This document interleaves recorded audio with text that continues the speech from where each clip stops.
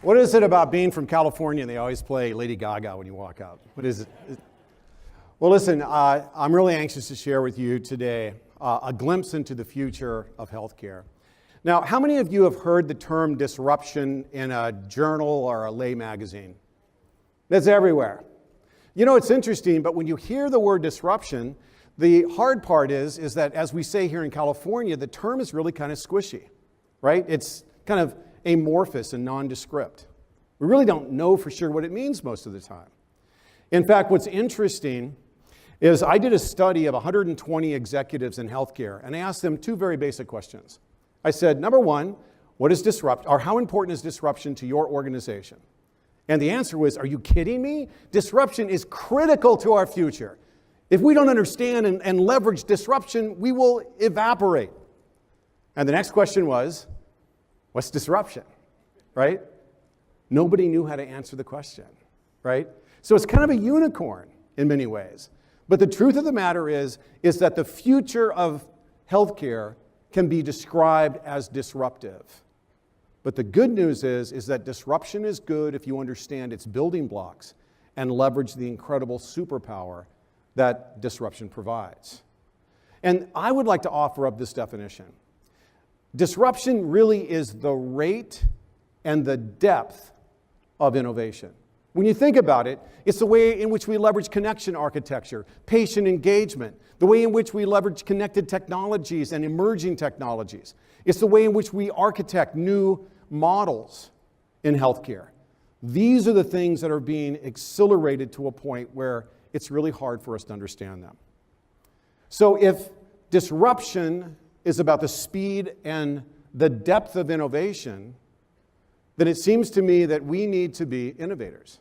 We really need to leverage into the innate part of what makes us human, and that's to be an innovator. So if innovation is the new thing we have to learn, then we have to accept the fact that we are, in fact, innately innovative. And the other day, I was at the university, and a colleague of mine introduced me to somebody, and they did something really weird, and as my 12-year-old daughter would say, icky, right?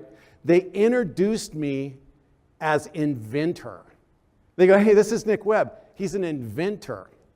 Now, I know it's late in the day, but do this for me. Look at the person next to you and shake their hand and say, hi, I'm an inventor. Let's do this together. Hi, I'm an inventor. Come on.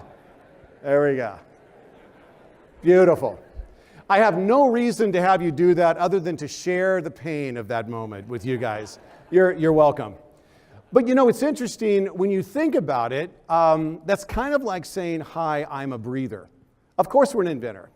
It's what we do, right? We observe and we transmute those observations into the material equivalent of a thing or an experience or a solution or a clinical pathway or an intervention of some sort, right?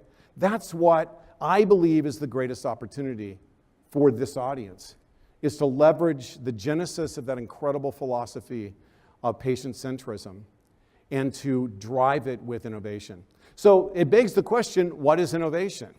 And in my upcoming book, The Innovation Mandate, after interviewing over 3,000 innovation experts, I finally kind of aggregated their definitions because none of them were the same.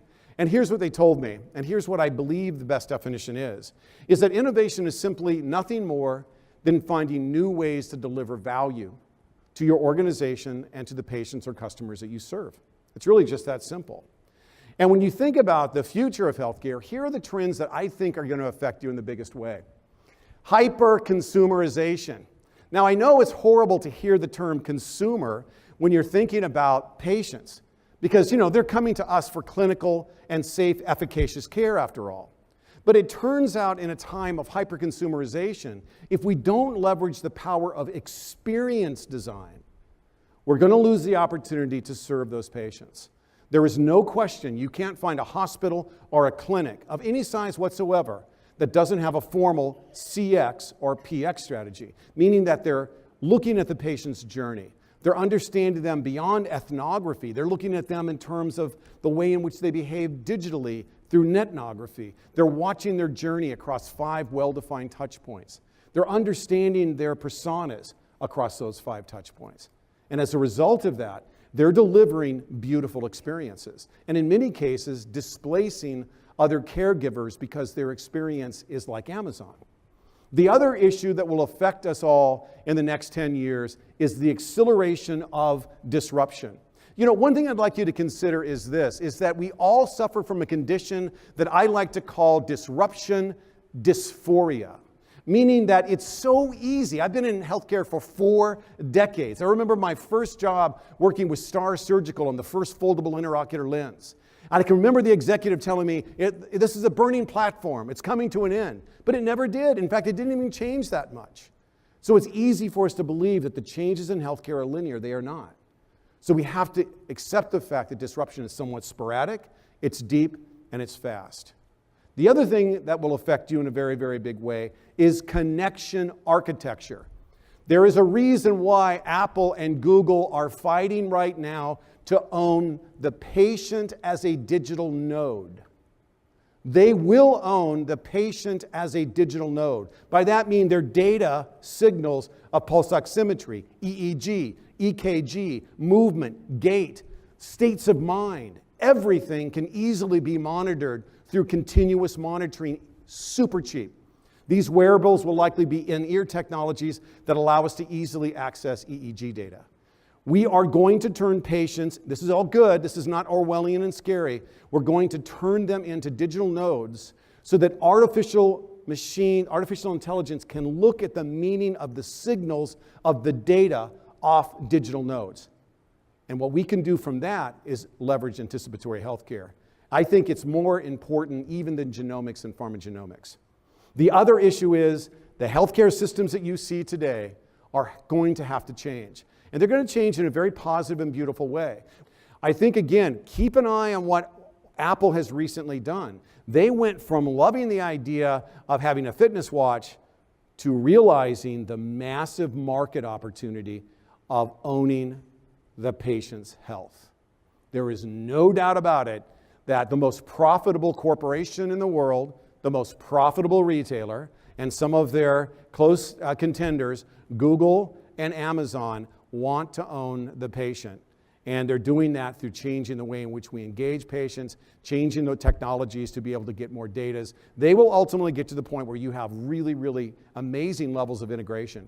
Think about things like the decentralization of care. We're now dropping off complete bio-enabled technologies, granny pods, where they're completely customized to the unique convalescence needs of that particular patient, and they're on fire. But instead of doing that, they're fitting them with AI, immersive headwear. And I don't know if you've ever experienced this, but it's so real.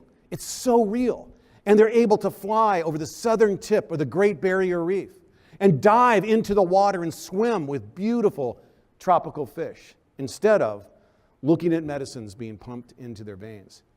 I believe that these kinds of things are impacting the quality of their life. I have to say that it is such an honor for me to be here today because I have learned so much from this community. I think it's honestly made me a better person, and I appreciate the incredible opportunity to serve you guys today. Thank you.